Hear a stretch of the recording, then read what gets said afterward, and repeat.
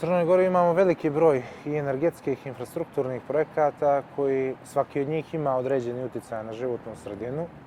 Građani često kasno saznaju da će se taj projekat graditi i kakav utjecaj taj projekat može da ima na njihovu životnu sredinu. Znači ovdje ne pričamo samo o zaštiti prirode, biljnog i životinjskog svijeta, nego pričamo o direktnom utjecaju na same građane i na njihovu okolinu. Tako da smatram da bi te procese trebalo transparentnije voditi, da nisu dovoljne samo jedna ili dvije javne rasprave, već da treba određeni sistem inkluzije građana kada su u pitanju ovakvi projekti dodatno pospješiti, jer imali smo sijaset slučajeva da građane tek kad bude kasno, kad je sve već potpisano i dogovoreno, saznaju da će taj projekat da se gradi, pa se onda bune, pa pokušavaju da blokiraju, pa onda ulažu dodatne napore da bi se određeni projekti blokirali. Imali smo kao, na primjer, mini hidrocentrale koji su isključivo bili u privatnom interesu, koji su bili na štetu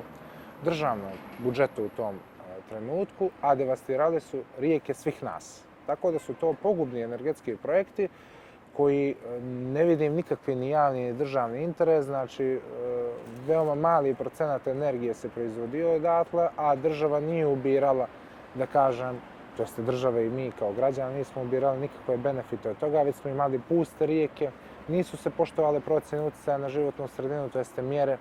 imali smo pusta korita, zato što nisu poštovali biološki minimum kada pričamo o dotoku vode, tako da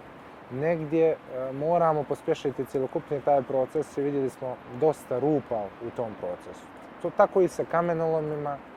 tako i sa određenim projektima koji su se loše iskomunicirali. U mnogim, pogotovo ovim privatnim projektima,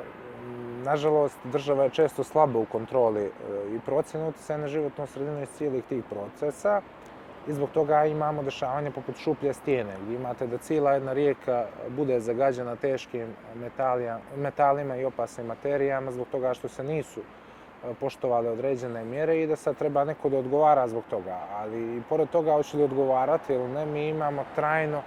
devastiranu rijeku, bentos i posljedice koje direktno ne samo utiču na životinjski i biljni svijet, kao što rekoh, nego na same građane. Sa druge strane imate bazen crvenog mulja, znači opet kupila je privatna kompanija nešto što je naslijeđeni problem državne kompanije i imate zagađenje otpadnih voda zbog toga. Građani koriste bunare, zagađuju svoje poljoprivredne površine. Mi tu hranu jedemo, također tu i riba koja se peca iz rijeke Morače, iz Kadarskog jezera koja se lovi.